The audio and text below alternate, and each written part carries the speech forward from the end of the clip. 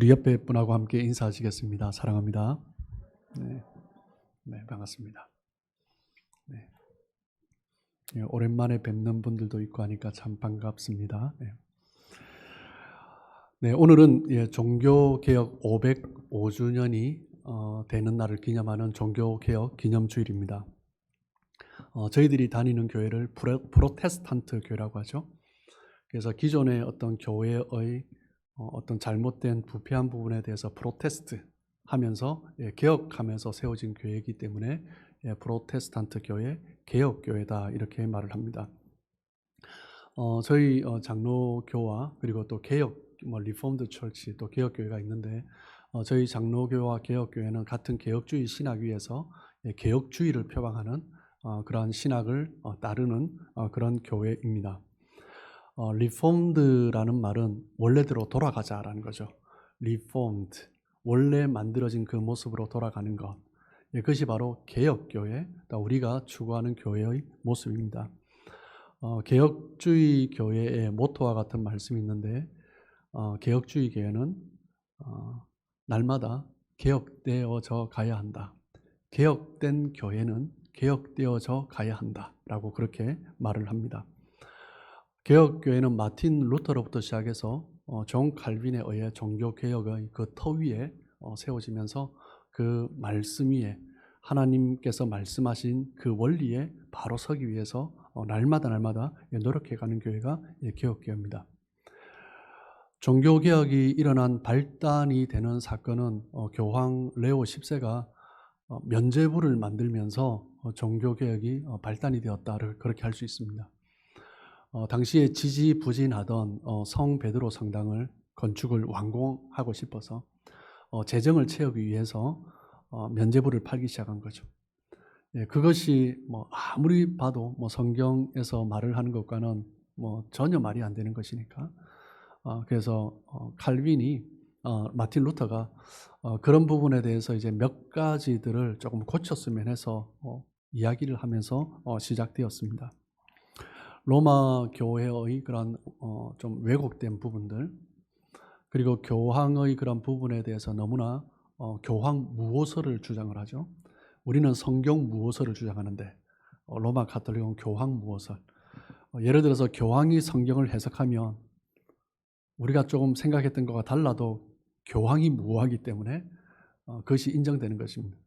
그래서 성경보다 교황의 권위가 더 높은 것이 이제 로마 가톨릭이죠. 그러면서 1517년 10월 31일 날 마틴 루터가 34세의 젊은 나이에 95개조 반박문을 붙이면서 엘베 강가의 비텐베르그 성당 문에 그것을 붙이면서 이제 종교개혁이 발단이 되었습니다.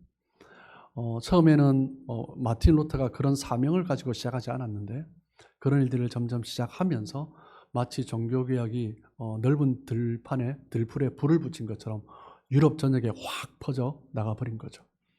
그 34세의 그 청년으로 시작된 그 개혁의 운동이 우리 교회 역사에서 정말 빼놓을 수 없는 중요한 사건으로 그렇게 세워져 있습니다. 종교개혁의 핵심, 그리고 개혁주의 교회가 표방하는 핵심적인 5대 강령이 있는데 그것은 무엇이냐면 우리가 여러분 잘 아시는 거죠. 오직 성경, 솔라 스크립추라 라틴어로, 그리고 오직 은혜, 솔라 그라티아, 오직 믿음, 솔라 피데, 오직 그리스도, 솔루스 크리스투스, 오직 하나님께 영광, 솔리데오 글로리아. 이 5가지 강령을 가지고 어떤 교회를 세워가야 하고 우리의 신앙을 세워가야 한다. 이 강령 위에 우리의 신학이 세워져 있는 것입니다.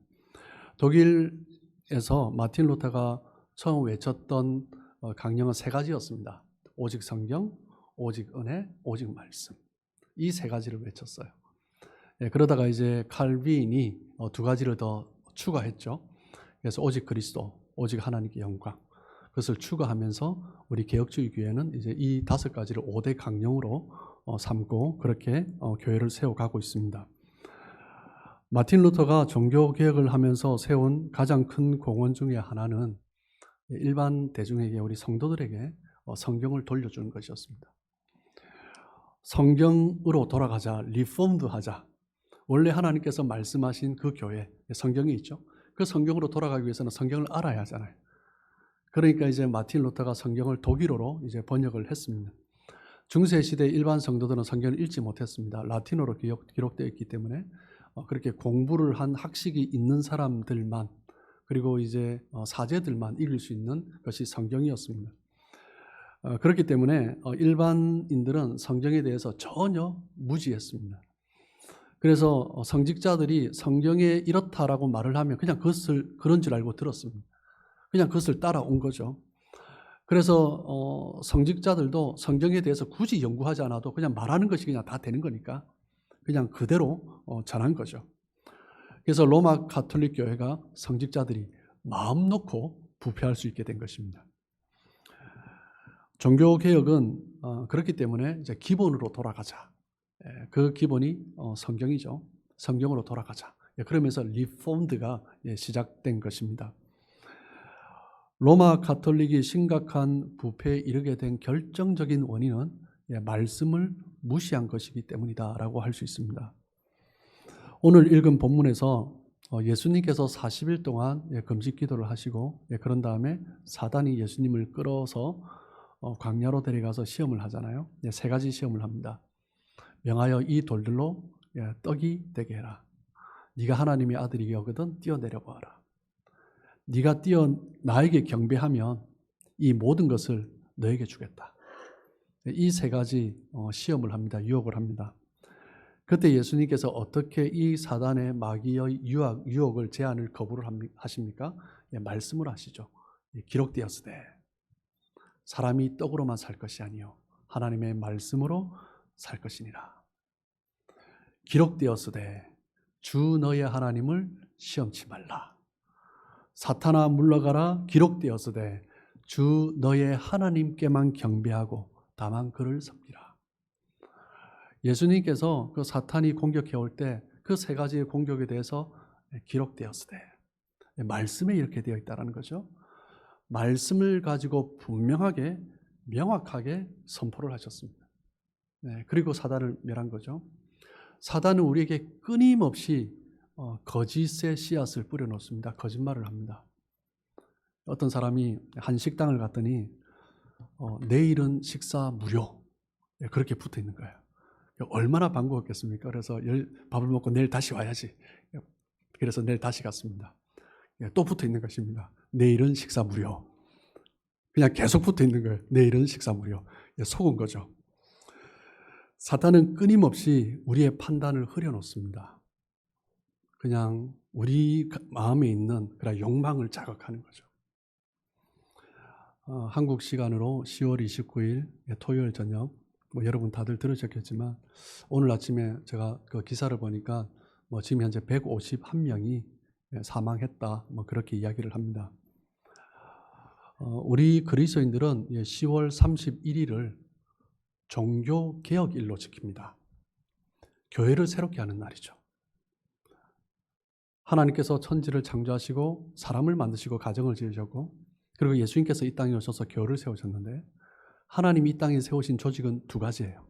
가정과 교회.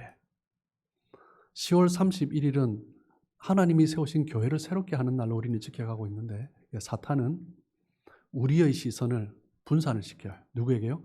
자기에게로 분산을 시킵니다. 그래서 10월 30일 되면 청교도로 세워진 이 나라라 할지라도 아이들이 얼마나 트릭 오어 트릿 하면서 귀신 복장을 하고 돌아다닙니까?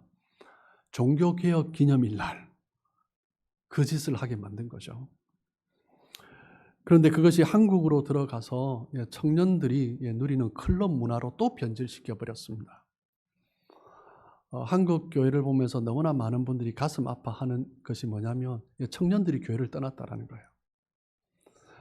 선교학적으로 보면 미전도 종족이 있어요. 복음이 전해지지 않은 지역, 또 정확하게 표현하면 자기 스스로 자생해서 교회를 세울 수 없는 종족, 그것을 미전도 종족이래. 그래서 그 안에 믿는 사람이 있어도 2% 미만이면 미전도 종족이다. 그래서 복음이 없는 지역이다. 이렇게 취급을 합니다. 그런데 지금 한국교회 청년들의 복음화 숫자, 교회를 다니는 청년들의 퍼센테이지가 얼마냐면 4%. 미전도 정도 조금 넘어요. 많이 잡아 5% 그렇게 이야기를 합니다. 현재 기성세대와 비교할 수 없는 많은 정보와 지식을 가지고 있는 것이 이 시대의 청년들입니다. 그래서 이 시대의 청년들을 MZ세대라고 하죠. 밀레니엄, 줌모 세대. 줌모 세대가 뭡니까? 손가락으로 줌하면서 모든 정보를 다 취급하는 거예요. 그래서 이 하나의 모든 지식과 정보를 다 얻을 수 있으니까 이제 줌모 세대라고 하죠. 그래서 MZ 세대라고 합니다. 이 MZ 세대는 수많은 지식과 정보를 가지고 있습니다. 우리와는 비교가 될 수가 없죠. 그런데 점점 더 지혜가 없는 세대가 되어가고 있습니다. 어떻게 하면 우리는 바른 판단을 할 수 있습니까? 오늘 읽은 본문의 말씀이 해답이죠. 예수님께서 그러하신 것처럼요. 말씀에서 뭐라고 이야기하고 있냐라는 거예요.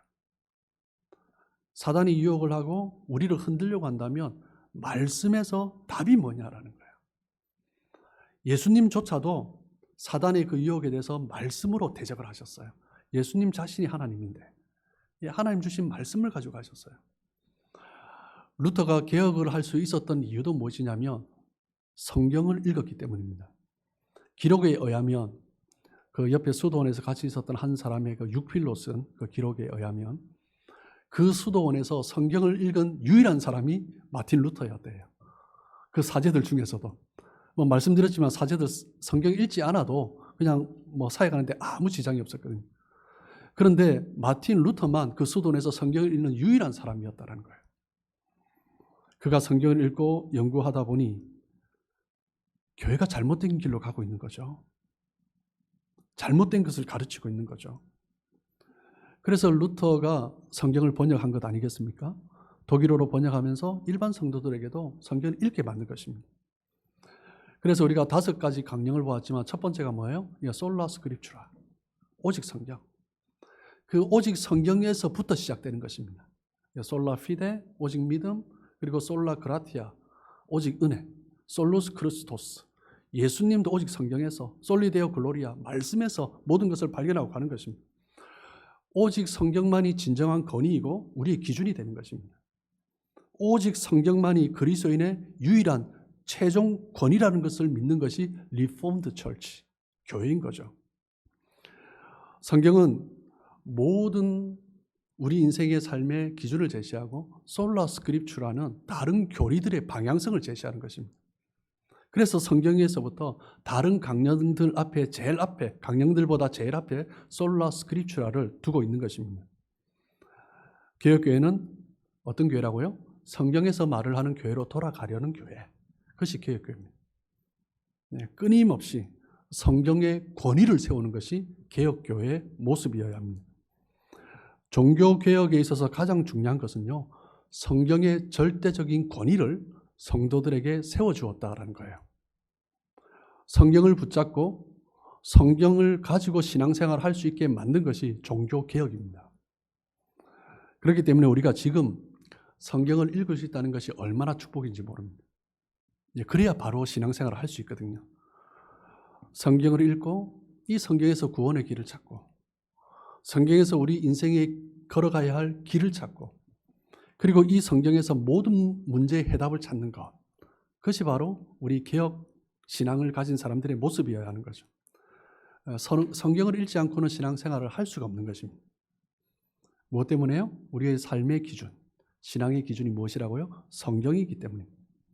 그 사람의 신앙은 무엇에 따라 결정되는 거예요? 성경에 대한 태도에 따라 결정되는 것입니다. 유럽 교회가 쇠퇴해져 버렸습니다.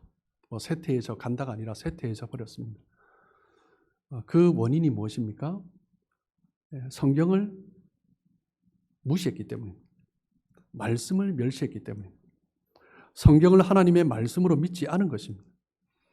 하나님의 영감으로 기록된 성경이 아니라 인간 저자에 의해서 기록된 성경이라고 생각하고 이런저런 사료들을 들어서 분석하는 거죠. 그래서 그것을 문학 비평이라고 하는데, 그렇게 하면서 이 성경을 난도질을 해버린 것입니다. 그러면서 이 성경을 믿고 있던 성도들의 신앙도 나락으로 완전 떨어뜨려 버린 거죠. 그러면서 교회가 쇠퇴하게 된 것입니다. 지금 이 시대를 다원주의 시대라고 합니다. 다원주의 시대는 무엇을 다원주의 시대라고 해요? 절대적인 기준이 없는 것이 다원주의입니다. 다른 말로 표현하면 이것도 맞고 저것도 맞는 것. 예전에는 선과 악에 대한 분명한 기준이 있었는데 이제는 선을 선이라 악을 악이라고 부르면 안 되는 시대를 살고 있습니다. 지금 그렇지 않습니까? 우리는 선과 악이 무엇이다라는 기준을 말하는 것을 거부하는 시대 속에서 우리는 살고 있습니다. 이게 선이다, 이거는 악한 것이다, 이것을 주장하면 사람들이 인정하고 용납해 주지 않는 시대를 살고 있습니다. 우리는 그런 시대를 살고 있어요. 그 시대를 살아가면서 우리는 자칫하면 같이 휩쓸려 버리는 거죠. 그래서 우리는 무엇을 붙들어야 해요? 지금이 정말 종교개혁이 필요한 것입니다. 말씀을 붙드는 것이 필요해요. 하나님의 말씀은 무엇이라고 말을 하고 있는가? 그것을 찾아야죠. 현대인들이 가지고 있는 수많은 정보들, 준모 세대가 가지고 있는 수많은 정보와 지식들, 인터넷에 찾아보면 안 나오는 지식이 없습니다. 안 나온 정보가 없어요. 그렇다고 이 시대 사람들이 더 지혜로워졌습니까? 아주 그렇지 않죠. 스마트폰은 손에도 못 대는 우리 할머니 권사님이 얼마나 지혜롭습니까? 말씀을 읽고 또 묵상하시고 기도하시고 그 말씀대로 사는 것이 무엇인가? 그것을 바라보며 살아가시는 그 노파들의 모습을 보면서 얼마나 존경합니까? 지혜는 어디에서 나오는 거예요? 이 세상에 있는 수많은 지식과 정보에서 나오는 게 아니라 말씀에서 나오는 것입니다. 사실 보면 우리가 많은 지식들을 여기서 얻고 있는데 사실 우리가 지식과 정보를 얻으면서 우리가 유익을 누리는 것이 아니라 우리가 무엇을 검색할 때마다 사람들은 그 정보업체는 나의 정보를 빼가는 거예요. 무엇을 찾으면, 무슨 식당을 찾으면 50대 남자가 좋아하는 것이 무엇인가? 50대 한국 이민자가, 제가 목사인 것도 알겠죠? 50대 한국 이민자 목사가 무엇을 좋아하는가? 어디에 관심이 있는가? 그 정보를 다 빼가는 것입니다. 뉴스에 보면 한 번씩 그런 일들이 있지 않습니까? 그 인터넷 검색 업체들이 우리를 도와주는 거예요? 아니요. 우리 정보를 가지고 돈벌이를 하고 있는 거예요. 그런데 많은 사람들은 그것을 모르고 그냥 쏟고 있는 거죠. 그 세상 가운데 우리의 모든 것을 다 주고 있는 것입니다. 왜 정보는 많은데 사람들은 방황하고 있습니까? 많이 알고 있다고 생각하는데 왜 사람들이 자꾸 지혜가 없는 어리석은 판단을 하게 됩니까? 인생은 능력이 부족해서가 아니라 몰라서가 아니라 지혜가 없기 때문에. 지혜는 어디에서 나오는 거예요? 말씀에서 나오는 거예요. 말씀에서 멀어지면 우리 인생은 우둔한 삶을 살게 되어 있습니다. 시편 119편 130절입니다. 주의 말씀을 열면 빛이 빛이요 우둔한 사람들을 깨닫게 하나이다. 말씀을 열면 빛이 비쳐요. 캄캄했던 것도 빛이 쫙 보이는 거예요. 아, 이거였구나. 내가 깨달을 뿐만 아니라 우둔한 사람들까지 건져낼 수 있는 거예요. 말씀을 사랑하는 사람은 그렇기 때문에 우둔한 자의 걸음을 걷지 않습니다. 성경을 읽다 보고 또 성경을 읽으면서 깨닫다 보면 지혜가 생기는 거죠. 그러면 삶의 이치와 법칙을 깨닫게 되고 어떻게 살아야하는지 그것이 보이는 거죠. 그러면서 지혜로운 판단을 하는 것입니다. 통찰력이 생기면서 중요한 순간에 정말 바른 결정을 하는 거죠. 이 세상은 하나님이 만드신 것이기 때문에 이 세상의 이치는 하나님이 정하신 거예요. 그렇기 때문에 그 이치는 어디서 발견할 수 있는 거예요? 말씀에서 발견할 수 있는 거죠.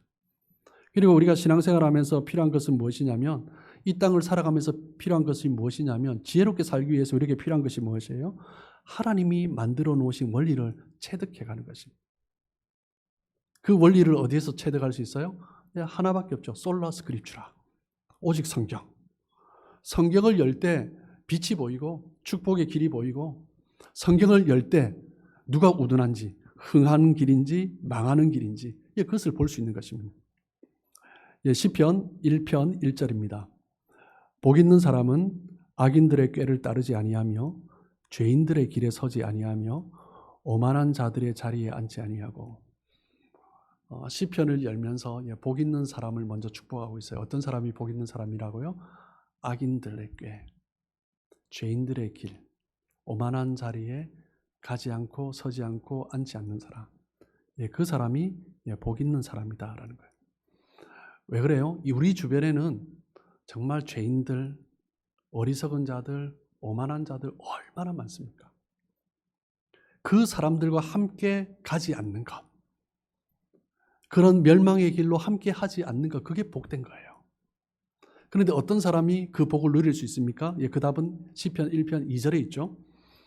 오직 여호와의 율법을 즐거워하여 그의 율법을 주야로 묵상하는 자로다. 누가 복 있는 사람입니까? 말씀을 묵상하는 사람이 복 있는 사람입니다. 누가 악인들의 꾀를 따르지 아니하고 죄인들의 길에 서지 아니하고 오만한 자리에 앉지 않을 수 있습니까? 말씀을 묵상하는 사람입니다. 말씀에서 깨닫는 사람입니다. 말씀이 기준이 되는 사람입니다. 그러니까 분별력이 생기는 거죠. 누가 악인인지, 누가 죄인인지, 누가 오만한 자인지 보이는 것입니다. 말씀을 읽으며 깨달으며 누가 나를 도와주는 사람인지, 나를 망하게 하는 사람인지 그것을 구분하게 되는 거죠.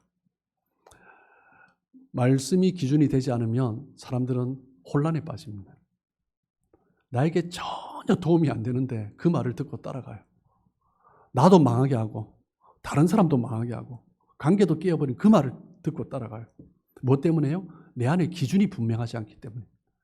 그 사람이 나를 그렇게 만들었다가 아니라 내 안에 기준이었기 때문에. 내 안에 기준이 분명하면 바른 판단을 할 수 있는 거죠. 내 안에 기준이 없기 때문에 분별하기 어렵고 정말 중요한 순간에 악수를 두는 것입니다. 성경을, 우리 성경 정경을 이제 캐논이라고 합니다. 캐논의 뜻이 뭐예요? 잘하는 뜻입니다.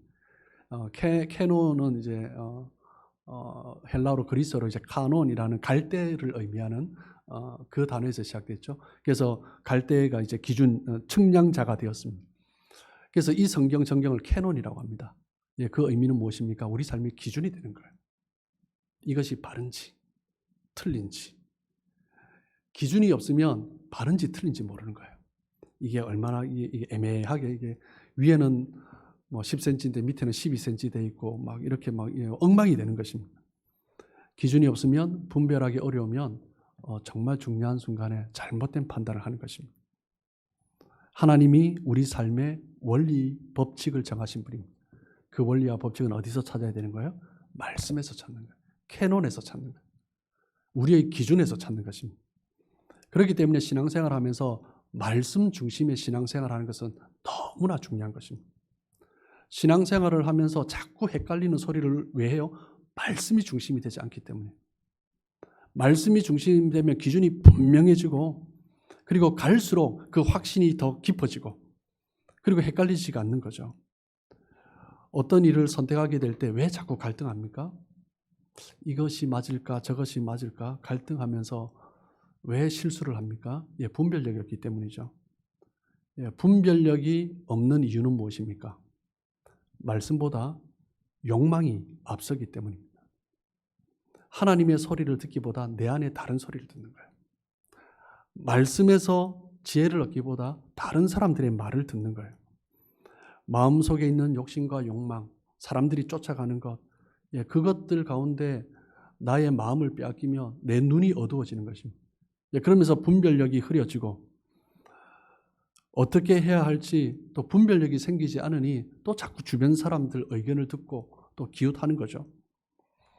그 사람이 나를 돕고 있는지 나를 더 힘들게 하는지 실패하게 하는지 그것에 대한 분별력도 없어지는 것입니다. 시편 119편 72절입니다. 주의 입의 법이 내게는 천천 금은보다 좋으니이다. 여러분, 하나님의 말씀이 천천 금은 요즘 말로 하면 100만 불, 1000만 불보다 더 좋으니이다. 아멘. 네, 할렐루야.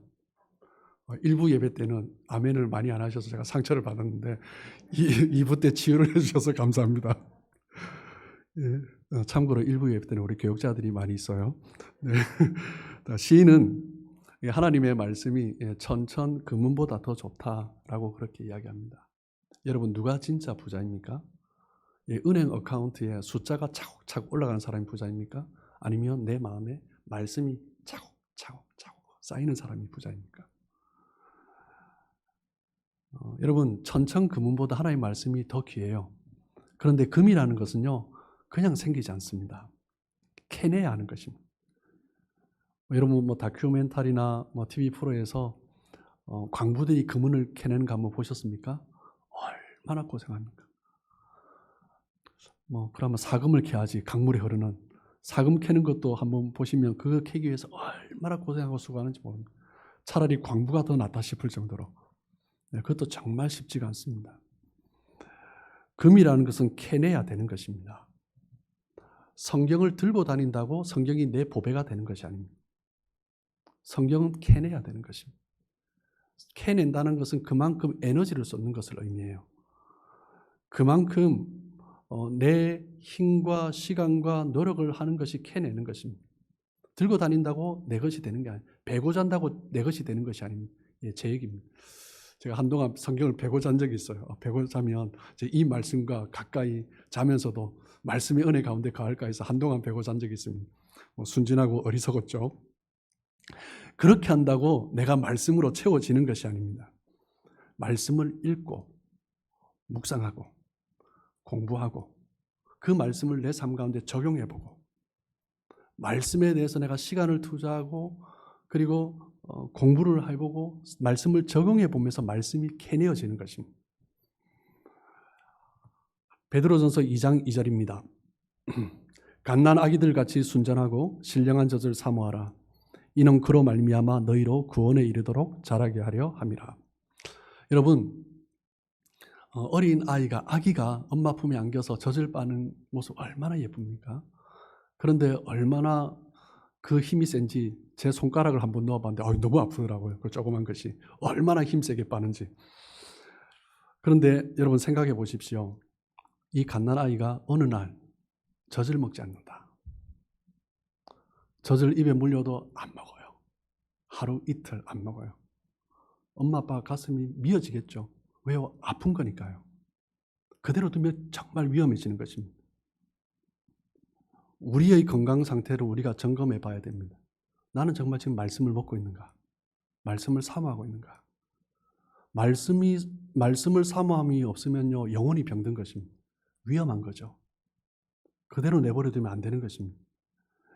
신앙생활을 하다 보면 나도 모르게 마음이 굳어질 수가 있습니다. 땅은 내버려 두면 금방 굳어집니다. 그래서 계속 기경해야 됩니다. 기경하고 또 잡초는 뽑아내고. 그래야 곡식을 얻을 수 있고 열매를 얻을 수 있습니다. 이 시대에는 정말 혼란스럽고 산만한 시대입니다. 기준도 없고 선도 없고 악도 없고 이 세상의 이야기를 들어보면 정말 우리의 마음을 어디에 둬야 될지 우리의 마음과 눈과 시간 다 빼앗아가 버립니다. 그냥 살아가면 그냥 생각 없이 잠시만 살아가면요 금방 영적 침체에 빠지게 만듭니다. 자기가 영적 침체에 빠졌는지도 모르고 내 마음이 얼마나 굳어졌는지도 모르는 상태로 그냥 살아가는 것입니다. 그렇기 때문에 우리 그리스도인들은요 끊임없이 기경해야 됩니다. 끊임없이 갈아엎고 잡초를 뽑아내고 말씀에는 뭐라고 얘기하시는가. 그럴 때 우리는 하나님께서 우리에게 약속하신 30배, 60배, 100배의 그런 열매를 거둘 수 있는 거죠. 여러분, 말씀을 가까이 하는 것이 하나님을 가까이 하는 것입니다. 하나님의 말씀을 가까이 하지 않고 주님과 가까이 하겠다. 가능한 일입니까? 아니요, 절대 가능하지 않은 일입니다. 말씀으로부터 멀어졌다는 것은 하나님으로부터 멀어졌다는 것입니다. 하나님으로부터 멀어지면서 우리의 삶에 문제가 시작되는 것입니다. 하나님과 가까워지면 회복되기 시작하는 거죠. 요한복음 15장 7절 한번 보실까요? 너희가 내 안에 거하고 내 말이 너희 안에 거하면 무엇이든지 원하는 대로 구하라. 그리하면 이루리라. 하나님이 내 안에 있으면, 주님의 말씀이 내 안에 있으면 우리의 삶 가운데 열매가 맺히기 시작합니다. 내가 열매 맺어야지 해서 맺어지는 것이 아니라 말씀이 있으면 열매는 맺어지는 것입니다. 하나님과 가까워지면 열매는 맺어지는 것입니다. 성도들 가운데 하나님의 말씀을 의도적으로 무시하는 사람은 한 분도 안 계실 것입니다. 하나님의 말씀을, 하나님의 이 성경을 우리 성도님들은 너무나 귀중하게 여기고 소중하게 생각하십니다. 그런데 나도 모르게 하나님의 말씀을 무시할 때가 있고 나도 모르게 하나님의 말씀을 거부할 때가 있습니다. 여러분, 하나님의 말씀을 듣는 것으로만 만족하고 있다면 말씀에 대해 기대하지 않고 있는 것입니다.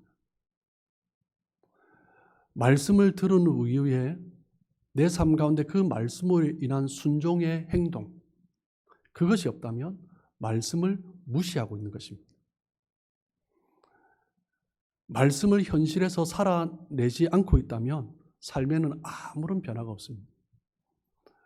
말씀을 현실에서 경험할 수 없다면 우리 신앙생활은 무미건조해지고 메마르고 딱딱해지는 거죠. 나중에는 말씀이 뿌려져도 땅이 딱딱해지니까 돌밭처럼 딱딱해지는 말씀을 뿌려도 나와 상관이 없는 것입니다. 마음이 이미 딱딱해지면 아무리 말씀이 뿌려져도 나하고는 아무 상관이 없는 것입니다. 그냥 뿌려질 때는 위에 말씀의 씨앗이 있으니까 좋은 것 같은데 비가 내려도 스며들지가 않는 거죠. 말씀과 행동의 분리 현상이 일어나는 것입니다. 말씀을 받았고 또 비도 내리고 성령도 받았는데 그런 것 같아요. 그런데 이미 분리되어 있는 것입니다. 신앙이 점점 무미건조해지고 신앙생활에 역동성이 없어지고 열매가 없어지는 것입니다. 말씀을 현실에서 경험할 수 있어야 됩니다. 어떻게 해야 됩니까? 먼저 땅을 엎어야 되는 거예요. 내 마음을 기경해야 되는 거예요. 마음에 있는 욕망들, 욕심들 막 끌어내야 돼요. 미움들, 그리고 저주하는 그런 마음들, 분노들 다 갈아엎어야 돼요. 오늘 교회 안에 성도들 안에 위험한 것이 무엇이에요? 신앙생활하면서 역동성이 점점 사라지고 있는 것입니다. 말씀 가운데 이렇게 살았던 이런 일이 있다가 점점 사라지는 거예요. 어제 제가 토요일날 같이 나눴지만 제가 요즘은 더 얼마나 감사한지 모르겠습니다. 일단 지난 봄, 여름, 가을 점점 지나면서 우리 많은 성도님들이 목사님 또 저희 안에 통해서 사모님 하나님이 이런 은혜 주셨어요. 수요일날 우리 수요 예배 때 기도하는데 어떤 분은 깜짝 놀라가 혼자서 기도하다가 그냥 방언이 나온 거예요. 너무 놀라가 무서워가지고 저는 앞에서 인도하고 있으니까 기도하다가 제 아내한테 쫓아가서 너무 무섭다고 뭐가 이상한 게 나온다고 그러면서 이제 같이 축복하니까 얼마나 감사하고 또 기뻐하는지. 또 어떤 분들은 내가 앞장서서 섬겨요. 어떤 분들은 좀 이것 좀 해주세요 하면 이것이 아니라 더해서 막 이것저것. 우리 지난주에 우리 박신우 목사님 또 안수 받으시고 축복했는데 또 목사님이 떡을 섬긴다고 했는데 거기에다가 플러스 알파해서 막 또 가득해서 온 성도들이 기뻐할 수 있도록 또 축제의 장도 만들어 주시고. 또 여러분 지금 오늘 많이 밝아졌지 않습니까? 원래는 이제 월화수 공사를 하려고 했는데 어제 와서 이미 공사 지금 LED로 지금 다 바뀐 거예요. 지금 뒤쪽은 좀 덜 했는데 지금 빛이 확 달라졌어요. 그래서 제가 있는 강단보다 여기가 더 밝은 것 같아요. 그래서 다음에 우리 성도님들 위로 올라오고 내가 밑에서 설교해야 되나 그 생각도 어제 해봤는데 우리 신임 중직자들이 뭐랄까 다 섬기는 거죠. 제가 처음에 견적을 받았다가 이게 너무 돈이 많이 나오는 거예요. 그래서 제가 장로님하고 좀 의논하고 연락드리겠습니다 했는데 제가 장로님하고 제가 연락을 못했어요. 의논을 못했어요. 돈이 많이 들어서 좀 있어야겠다라고 이제 그런 생각을 했는데 나중에 보니까 우리 신임 중직자들이 섬기겠다는 거죠. 얼마나 감사해요. 일단 내가 있는 자리에서 내가 무엇을 해야 되냐. 또 하나님께서 하나님 앞에 기도했더니 또 이런 변화가 있고 이런 열매가 있고 얼마나 많은 간증과 감사와 축복이 있는지. 정말 되어야 할 일이 안 돼서 너무나 속상했는데 시간이 지나고 오니까 그것과 비교할 수 없는 더 큰 축복을 부어주신 거예요. 얼마나 감사한지. 그런 간증들이 지금 교회 안에 얼마나 많이 일어나고 있는지 모릅니다. 말씀 가운데서 하나님께서 기뻐하시는 일이 무엇인가? 그것을 찾아가면 신앙의 역동성이 있고 기쁨이 있고 감사가 넘치는 것입니다. 그런데 이 말씀과 관계없이 살아간다. 말씀을 너무 축소시키고 성경을 너무 축소시키고 하나님을 가두어 버리면 신앙생활의 폭이 좁아지죠. 그러면 이제 답답한 것입니다. 신앙생활하면서도 별 기대가 없는 거죠. 기도 제목을 내놔도 별 기대가 없는 것입니다. 그냥 무미건조하게 신앙생활하면서 가는 것입니다. 로마서 12장 2절입니다. 너희는 이 세대를 본받지 말고 오직 마음을 새롭게 함으로 변화를 받아 하나님의 선하시고 기뻐하시고 온전하신 뜻이 무엇인지 분별하도록 하라. 여러분, 오늘은 종교개혁 505주년을 기념하는 기념주일입니다. 개혁교회는 어떤 교회입니까? 끊임없이 변화를 추구하는 교회입니다. 개혁된 교회는 개혁되어져야 할 것을 끊임없이 추구하는 교회가 개혁교회입니다. 교회적으로나 우리 개인의 신앙으로 볼 때 우리는 무엇을 또 개혁해야 하고 무엇을 변화해야 하는가? 그것을 끊임없이 기도하면서 열망하면서 성경적으로 어떤 것이 바른가? 내 경험이 아니라 내 판단이 아니라 내 기준이 아니라 내가 좋아하는 것이 아니라 성경에서 말을 하는 기준이 무엇인가? 그것을 끊임없이 찾아가는 것이 개혁교회고 이 땅의 그리스도인의 모습이어야 합니다. 종교개혁주의를 맞이하면서 개혁주의의 신앙을 본받아 본질을 되찾고 본래의 자리로 돌아가야 합니다. 그것은 어디서부터 시작되는 거예요? 솔라 스크립추라. 오직 성경. 말씀에서 시작되는 것입니다. 우리 한번 외쳐볼까요? 솔라 스크립추라. 예, 말씀입니다. 이 말씀의 우리의 기준이고 권위고 해답인 것입니다. 결국 우리의 인생은 말씀과의 관계에서 결정됩니다. 그 말씀을 대하는 나의 태도에서 우리 신앙이 결정되는 것입니다. 여러분, 내가 이해되지 않고 내가 동의되지 않아도 말씀을 한번 따라가 보십시오. 그때 말씀이 살아있다는 것을 경험할 수 있습니다. 그때 하나님이 나보다 크시다는 것을 경험할 수 있어요. 말씀이 이해되고 동의되는 것만 따라가면 하나님을 내 수준에 만들어 놓는 거예요. 하나님이 그런 분이에요? 아니요, 내 수준보다 높으신 분이잖아요.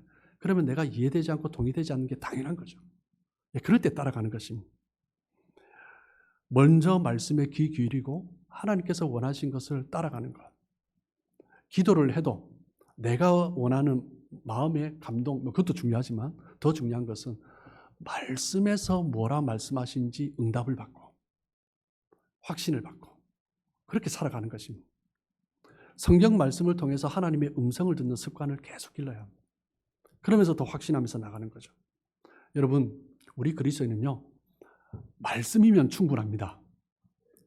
말씀 하나면 다 되는 것입니다. 근데 문제는 말씀 없이 하려고 하니까 문제가 생기는 거예요. 말씀 하나면 됩니다.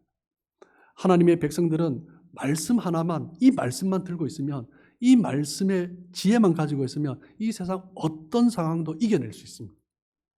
그게 우리 그리스도인들입니다. 말씀을 따라가시고 말씀을 붙드심으로 정말 늘 승리하시는 우리 저와 여러분 되시길 주님의 이름으로 축복합니다.